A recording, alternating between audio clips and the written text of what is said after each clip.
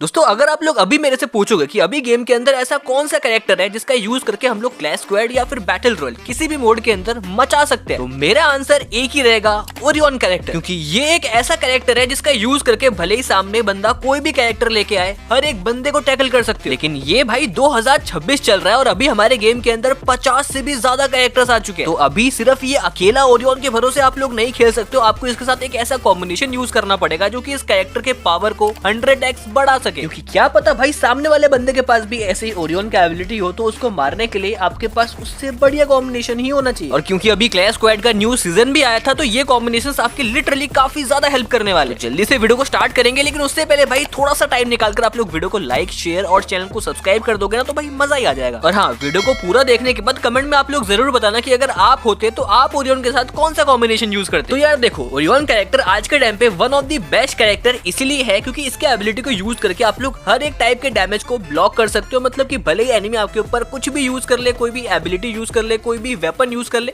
वो आपको डैमेज दे ही नहीं पाएगा। लेकिन क्योंकि आज के टाइम पे भाई इतने अलग तरीके के कैरेक्टर्स आ चुके हैं, भाई अतरंगी एबिलिटीज आ रखे हैं, तो भाई उनको टैकल करने के लिए आपको कॉम्बिनेशंस के अंदर कुछ ऐसे कैरेक्टर को भी यूज करना पड़ेगा जो कि आपके कैरेक्टर के एबिलिटी को स्ट्रॉन्ग बना सके। इसीलिए जो हमारा पहला कॉम्बिनेशन है उसके अंदर आपको सबसे पहले ओरियन के साथ पहले स्लॉट के अंदर यूज करना है जोसेफ की एबिलिटी को। अब देखो, आज के टाइम पे जोसेफ का एबिलिटी इतना यूजफुल बन चुका है कि उसके बिना अगर आप लोग खेलोगे तो 60% मैच तो भाई आप लोग वैसे ही हार जाओगे। क्योंकि अभी के टाइम पे भाई ऐसे ऐसे कैरेक्टर्स आ चुके हैं जो कि आपको ग्लू वॉल लगाने से रोक सकता है, आपको डैमेज कर सकता है, आपका मूवमेंट स्पीड स्लो कर देता है, जो कि भाई आपके गेम प्ले को काफी गंदा इफेक्ट करता है। लेकिन ये जोसेफ कैरेक्टर अकेला ही काफी है भाई उन सभी की एबिलिटी को न्यूट्रलाइज करने में। मतलब कि अगर आप लोग जोसेफ की एबिलिटी को यूज करोगे तो आपके ऊपर ओथो, मोको, होमर, नीरो, राइडन इनका कोई असर होगा ही नहीं। जिससे आपको क्या क्या बेनिफिट मिल सकता है सबसे पहले आप लोग वही देख लो। तो यहाँ पर भाई जैसे मैं शॉर्ट रेंज के अंदर जाता हूँ, एक बंदा यहाँ पे मुझे लेफ्ट साइड से घूमता हुआ दिखता है, लेकिन उसके ऊपर जैसे मैं डैमेज करता हूँ, एक बंदा मेरे ऊपर नीरो फेंक देता है। बट क्योंकि मेरे पास जोसेफ का एबिलिटी होता है तो भाई मेरे ऊपर इसका कोई असर नहीं होता, मतलब ना डैमेज पड़ता है और ना एक ग्लू वॉल डिसेबल होता है। इसके बाद फिर एक बंदा मेरे को दूर से डैमेज करता है और एक बंदा मेरे ऊपर रश करने आता है, लेकिन यहाँ पर मैं तुरंत ओरियन बन जाता हूँ जिससे कि भाई कोई भी मेरे को डैमेज नहीं कर पाता। जिसके बाद फिर क्या, मैं ओरियन से निकलता हूँ और इस बंदे को यहाँ पर बॉडी और हेडशॉट से डाउन करके फिर से ओरियन बन जाता है। और जोसेफ सिर्फ नीरो से ही नहीं बल्कि आपको ओथो, मोको और राइडन जो कि सबसे ज्यादा यूज किया जाता है क्लैश स्क्वाड के अंदर, उन सभी के एबिलिटी से आपको बचा सकता है। तो इसलिए भाई आज के टाइम पे जोसेफ इतना जरूरी है। अब ओरियन यूज करोगे तो ऑब्वियसली मैक्सिमम टाइम आप लोग शॉर्ट रेंज फाइट करोगे, और शॉर्ट रेंज फाइट के अंदर सबसे बड़ी जो दिक्कत होती है ना, वो होता है भाई मेडिकेट करने के लिए हमें टाइम नहीं मिल पाता। तो इसीलिए अगले स्लॉट के अंदर आपको यूज करना है जोटा के एबिलिटी को, जिसके एबिलिटी को यूज करके जब भी आप लोग एनिमी को डैमेज करोगे या फिर एनिमी को डाउन करोगे, हर बार आपको एचपी मिलेगा, जो कि आपको शॉर्ट रेंज के अंदर क्लच निकालते टाइम काफी काम आने वाला है। लाइक यहाँ पर देखो, तो यहाँ पर भाई मैं एक बंदे को काफी गंदा डैमेज करता हूँ, लेकिन जैसे यहाँ पर मैं ओरियन बनता हूँ, ये बंदा तस्वीर लगाकर पता नहीं क्यों भाग जाता है। लेकिन उसी टाइम पे उसका दूसरा टीममेट मेरे को डैमेज कर देता है, डैमेज करते ही भाई मेरे ऊपर रश भी करने आ जाता है, तो इसलिए भाई मेरे को हील करने का मौका ही नहीं मिलता है। जिसके बाद फिर जैसे ये बंदा डाउन होता है तो मेरे को हील करने का थोड़ा सा मौका मिलता है, लेकिन तब तक मेरे दोनों टीममेट्स डाउन हो जाते हैं। इसके बाद मैं होता हूँ अकेला और सामने होते हैं दो बंदे, और दोनों भाई एक ही टाइम पे मेरे ऊपर रश करने आ जाता है। लेकिन यहाँ पर आप लोग एक चीज नोटिस करना, जब जब मैं एनिमी को डैमेज दे रहा होता हूँ,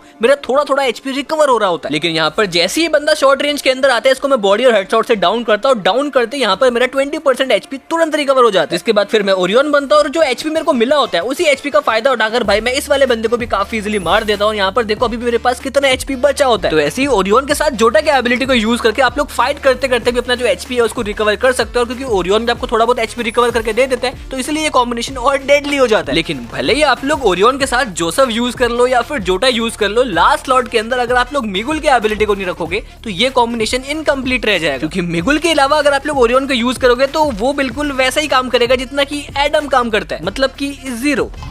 मुझे क्यों तोड़ा? लेकिन मिगुल रहेगा तो आप लोग क्या क्या कर सकते हो वो आप लोग देख लो। यहाँ पर भाई दो बंदे मिलकर मेरे रैंडम टीममेट को डाउन करते हैं, लेकिन उसी टाइम पे क्योंकि मेरे पास ओरियन का एबिलिटी होता है तो मैं दोनों के बीच में घुस जाता हूँ। इसके बाद फिर मैं ओरियन बना होता हूँ, तो भाई ये दो बंदे चाहकर भी मेरे को डैमेज नहीं कर पाते। लेकिन जैसे मैं ओरियन से निकलता हूँ, ये बंदा मेरे को डैमेज तो करता है, लेकिन जैसे इसको मैं डाउन करता हूँ, यहाँ पर देखो मेरे को ईपी और एचपी दोनों मिल जाता है, जिससे कि यहाँ पर मैं ओरियन की एबिलिटी को फिर से यूज कर लेता हूँ। इसके बाद फिर मैं ये दूसरे बंदे के ऊपर भी रस मारता हूँ और इसको भी यहाँ पर काफी इजीली खत्म कर देता हूँ। साथ में ये वाला क्लिप भी देख लो, यहाँ पर मैं सबसे पहले राउंड स्टार्ट होते एक बंदे को बॉडी और हेडशॉट से डाउन करता हूँ, लेकिन दूसरा बंदा रिटर्न फायर में मुझे काफी गंदा डैमेज कर देता है। जिसके बाद फिर जैसे यहाँ पर मैं मेडिकेट करने बैठता हूँ, भाई उतने में एक बंदा राइट साइड से घूम के पीछे से आके मेरे को डैमेज करने लग जाता है, लेकिन क्योंकि मेरे पास ओरियन का एबिलिटी होता है तो मैं आराम से कवर में आ जाता हूँ। मतलब ओरियन सिर्फ रश करने के लिए नहीं बल्कि कभी कभार डिफेंस के टाइम भी काम आ जाता है भाई। फिर यहाँ पर हीलिंग कंप्लीट करके जैसे मुझे दिखता है कि श्रेया को किसी ने डाउन किया, मैं तुरंत उनके ऊपर रश मारने जाता हूँ, जहाँ पर मैं जाते एक बंदे को डाउन कर देता हूँ, जिससे कि मुझे ईपी मिल जाता है। फिर मैं ओरियन की एबिलिटी को यूज कर लेता हूँ, जिससे कि स्टार्टिंग में इसका मेरे ऊपर नहीं आता है, फिर जैसे ग्लू वॉल से निकलता है इसको मैं खत्म करके मैच को बूया कर लेता हूँ। तो ऐसे ही इस पूरे कॉम्बिनेशन का यूज करके भले आपके एनिमी के पास कोई सा भी कैरेक्टर हो, कोई सा भी कॉम्बिनेशन हो, उनको भाई आप लोग लिटरली घुस कर मार सकते हो। बाकी इस कॉम्बिनेशन के साथ पेट के अंदर आप लोग कैक्टस या फिर ड्रैकी को यूज कर सकते हो, और लोड आउट के अंदर टैक्टिकल मार्केट या फिर टीम बूस्टर को यूज कर सकते हो। तो अगर आप लोग ऐसा कॉम्बिनेशन ढूंढ रहे थे जिसका यूज करके आप लोग एनिमी के नीरो, राइडन, ओथो इन सब से बच सको और साथ में भाई घुस कर मार भी सको, तो इस कॉम्बिनेशन को एक बार ट्राई जरूर कर। लेकिन अगर आप लोग ऐसा कॉम्बिनेशन ढूंढ रहे हो जिसका यूज करके आप लोग अटैक और डिफेंस दोनों कर लो, तो अगला कॉम्बिनेशन सिर्फ आपके लिए होने वाला है, जहां पर ऑब्वियसली ओरियन के साथ आपको मिगुल की एबिलिटी को तो यूज करना ही करना है, लेकिन अगले स्लॉट के अंदर आपको डीवी या फिर जोसेफ, इन दोनों में से किसी एक की एबिलिटी को यूज करना। अब जोसेफ का यूज करके आपको क्या बेनिफिट मिल सकता है ये तो आपको मैंने ऑलरेडी समझा दिया, लेकिन अगर आप लोग डीबी की एबिलिटी को यूज करोगे तो उससे आपको ओरियन के अंदर क्या बेनिफिट मिलेगा वो समझ लो। तो डीबी का एबिलिटी यूज करके अगर आप लोग फायरिंग करते करते जॉयस्टिक का यूज करते हो तो उस टाइम पे आपका जो मूवमेंट स्पीड है वो 50% और जो एक्यूरेसी है वो 60% इंक्रीज हो जाता है, जिससे आपके हेडशॉट तो कनेक्ट होते ही होते हैं, साथ में बॉडी शॉट्स भी मिस नहीं होता है। क्योंकि भाई आप खुद समझो, जहां पर आपका एक्यूरेसी 60% बढ़ जाएगा तो वहां पर जब भी आप लोग फायरिंग करोगे तो वहां पर गोलियां रिकॉइल नहीं करेंगी, और रिकॉइल नहीं करेंगे तो हर एक गोली एनिमी को हिट होगा और इससे एनिमी काफी इजीली डाउन हो जाएगा। जैसे कि यहाँ पर देखो, यहाँ पर जैसे मुझे सामने बंदे दिखते हैं मैं उनके ऊपर फायरिंग करता हूँ, जहाँ पर पहले हर एक गोली उसको हिट होता है, फिर उसको हेडशॉट भी लग जाता है। इसके बाद वहीं पर एक और बंदा होता है, उसको भी यहाँ पर काफी इजीली बॉडी और हेडशॉट से मैं डाउन कर देता हूँ। यहाँ पर 2 नॉक्स आसानी से निकाल लेता हूँ। और इतना ही नहीं, जब मैं शॉर्ट रेंज के अंदर जाता हूँ तो वहां पर भी जब मैं ग्लू वॉल फोड़ता हूँ तो भाई ग्लू वॉल फूटते ही अगले बंदे को हेडशॉट लग जाता है, और भाई 3 नॉक्स तो मैं यहाँ पर हंसते हंसते निकाल लेता हूँ। तो ये चॉइस आपको करना है कि आपको ओथो, मोको, नीरो, राइडन इनसे बचना है या फिर अपना एक्यूरेसी इंक्रीज करना है। आपको जिसमें भी दिक्कत आती है वो कैरेक्टर यूज कर लो, लेकिन लास्ट स्लॉट के अंदर आपको वुल्फ्रा की एबिलिटी को जरूर यूज करना है, जिससे कि आप अपने हेडशॉट डैमेज को बढ़ा सकते हो और अपने ऊपर आने वाले डैमेज को कम कर सकते हो। इससे होगा क्या कि जब भी एनिमी आपको हेडशॉट मारेगा तो आपके ऊपर डैमेज कम पड़ेगा, लेकिन जब आप एनिमी को हेडशॉट मारोगे तो उसका सर्वाइव करना इम्पॉसिबल हो जाएगा। बाकी इस पूरे कॉम्बिनेशन से आपको क्या बेनिफिट मिल सकता है वो आप लोग यहाँ से समझ सकते हो। तो यहाँ पर भाई मैं सामने एक बंदे के ऊपर फायर कर रहा होता हूँ, लेकिन पता नहीं कहाँ से एक बंदा आता है और मेरे ऊपर कटाना लेकर घुस जाता है, लेकिन क्योंकि मेरे पास ओरियन का एबिलिटी होता है तो यहाँ पर मैं बच जाता हूँ। इसके बाद फिर जैसे ये कवर से बाहर निकलता है, इसको यहाँ पर देखो 110 का हेडशॉट पड़ता है, जिसके बाद ये आराम से मेडिकेट करने लग जाता है, लेकिन तभी भाई एक और बंदा आ जाता है, लेकिन इसको भी यहाँ पर मैं काफी इजीली बॉडी और हेडशॉट से डाउन कर देता हूँ। डाउन करते मुझे मिगुल ईपी देता है, जिससे कि मैं ओरियन की एबिलिटी को यूज करके शॉर्ट रेंज के अंदर घुसता हूँ और इसको भी यहाँ पर काफी इजीली डाउन करके फिर से ओरियन बन जाता है। फिर यहाँ पर एक और बंदा साइज लेकर आता है, लेकिन जैसे इसको मैं हेडशॉट मारता हूँ तो अब की बार इसको 100 या फिर 110 का नहीं बल्कि 121 का हेडशॉट पड़ता है, क्योंकि मेरे को यहाँ पर मेरी टीममेट स्पेक्टेट कर रही होती है। तो यही बेसिकली फायदा होता है वुल्फ्रा होने का, कि अगर आपको कोई से भी स्पेक्टेटर मिल जाता है किल करके या फिर टीममेट का स्पेक्टेटिंग, तो उसी से आपका जो हेडशॉट डैमेज है वो बढ़ जाता है। और फिर ये होता है, मतलब अगर आपने स्टार्टिंग के किल्स निकाले या फिर आपको स्टार्टिंग में अपने टीममेट का स्पेक्टेटिंग मिल गया तो उसी का यूज करके आप लोग एनिमी को एक भी हेडशॉट मार दोगे तो उसके बाद उसको मारने के लिए आपको बस 1-2 गोली की जरूरत पड़ेगी। और बिलीव मी भाई, आज के टाइम पे वुल्फ्रा यूज करना काफी इंपॉर्टेंट हो चुका है, क्योंकि भाई आजकल हर बंदे को हेडशॉट मारना आता है, तो उनसे बचने के लिए भाई आपके पास बैकअप ऑप्शन तो होना ही चाहिए। तो अगर आपको भाई एक ऐसा कॉम्बिनेशन चाहिए जिसका यूज करके आप लोग अटैक और डिफेंस दोनों कर सको, तो ये वाला कॉम्बिनेशन आप लोग ट्राई करके डेफिनेटली देख सकते हो, जिसके साथ पेट के अंदर कैक्टस और लोड आउट के अंदर टैक्टिकल मार्केट को यूज कर सकते हो। ओके, सो अब जो आज का हमारा तीसरा और आखिरी कॉम्बिनेशन है उसके अंदर भी अगेन आपको ओरियन के साथ मिगुल की एबिलिटी को तो रखना ही पड़ेगा, लेकिन उसके बाद अगले स्लॉट के अंदर आपको यूज करना है ओथो के एबिलिटी। अब ओथो के एबिलिटी को यूज करने से होता क्या है कि जब भी आप लोग किसी एक एनिमी को डाउन करते हो तो उसके आसपास अगर और कोई भी एनिमी होता है तो उसका लोकेशन आपको दिख जाता है, साथ में उसका जो मूवमेंट स्पीड है वो भी स्लो हो जाता है, जिससे कि एक एनिमी को डाउन करने के बाद दूसरे वाले को भी आप लोग काफी इजीली खत्म कर सकते हो। लाइक यहाँ पर देखो, तो यहाँ पर भाई सामने जैसे मैं एक बंदे को बॉडी और हेडशॉट से डाउन करता हूँ तो भाई उसके पास मुझे एक और एनिमी का लोकेशन दिख जाता है। इसके बाद मैं तुरंत उनके ऊपर रस मारता हूँ, और क्योंकि भाई मेरे पास ओरियन का एबिलिटी होता है तो मैं जाते एक बंदे को डाउन करता हूँ, डाउन करते भाई ओरियन बन जाता हूँ, जिससे कि भाई दूसरे बंदे का फायरिंग रुक जाता है और उसी का फायदा उठाकर उसको मैं काफी इजीली डाउन कर देता हूँ। और ओरियन यूज करने के कुछ प्रो टिप्स है, जिसमें से ये भी एक है जो कि भाई उसी को पता चलेगा जो कि यहाँ तक वीडियो देख रहे हो, कि ओरियन को यूज करते टाइम भाई हमेशा आपको एक चीज का ध्यान रखना है कि एनिमी कब गन को रिलोड कर रहा है या फिर कब वो फायरिंग रोक रहा है। जैसे वो ऐसा करता है तुरंत आपको ओरियन से निकलना है और उसको खत्म कर देना। बाकी आपके पास ओथो का एबिलिटी तो होगा ही, जिससे कि जैसे आप लोग एक एनिमी को डाउन करोगे तो भाई दूसरे एनिमी का मूवमेंट स्पीड भी स्लो हो जाएगा, जिससे कि वो सही से मूवमेंट भी नहीं कर पाएगा, तो उसको मारना और आसान हो जाएगा। बाकी लास्ट स्लॉट के अंदर अपने आप को हील करने के लिए आप लोग फॉर्ड के एबिलिटी को जरूर यूज करना, जो कि ओरियन के साथ और इफेक्टिव हो जाता है, क्योंकि फॉर्ड का जो एबिलिटी है वो एक्टिव स्किल ऑन करते ही रीसेट हो जाता है। और ये तो आपको पता ही है कि भाई ओरियन की एबिलिटी को आप लोग मल्टीपल टाइम्स यूज कर सकते हो, यानी कि आप लोग फॉर्ड का बेनिफिट भी मल्टीपल टाइम्स ले सकते हो। जैसे कि यहाँ पर देखो, यहाँ पर जैसे मैं शॉर्ट रेंज के अंदर जाता हूँ एकदम से भाई एक बंदा निकलकर को डैमेज कर देता है, लेकिन यहाँ पर मेरे पास फॉर्ड का एबिलिटी होता है तो मेरा एचपी रिकवर हो जाता है। लेकिन इसके बाद देखो जैसे मैं ओरियन बनता हूँ फिर से जो मेरा फॉर्ड का एबिलिटी है वो रीसेट हो जाता है, जिसके बाद फिर जैसे ही मेरे को फिर से डैमेज करता है मेरा फिर से एचपी रिकवर हो जाता है और इसको मैं काफी इजीली डाउन भी कर देता हूँ। और डाउन करते ही अगेन जैसे मैं ओरियन बनता हूँ तो फिर से जो मेरा एबिलिटी है फॉर्ड का वो चार्ज हो जाता है। तो ये वाला कॉम्बिनेशन भी ओरियन के लिए काफी बढ़िया कॉम्बिनेशन है, स्पेशली अगर आप लोग शॉर्ट रेंज के अंदर घुसकर मारने वाले बंदे हो। बाकी पेट और लोड आउट इसके अंदर भी आपको सेम चीज रखना है। सो ये है गाइस वो 3 कॉम्बिनेशन जिनका यूज करके आप लोग स्पेसिफिकली CS के अंदर काफी इजीली रैंक पुश कर सकते हो, लेकिन अगर आप लोग चाहो तो बैटल रॉयल के अंदर भी यूज कर सकते हो। बाकी इसके अलावा अगर आपको क्लैश स्क्वाड के न्यू रैंक सीजन के बेस्ट कॉम्बिनेशन के बारे में जानना है तो आप लोग लेफ्ट वाले वीडियो को चेकआउट कर सकते हो, और वहीं अगर आपको बैटल रॉयल के बढ़िया कॉम्बिनेशंस के बारे में जानना है तो उसके लिए आप लोग राइट वाले वीडियो को चेकआउट कर लेना।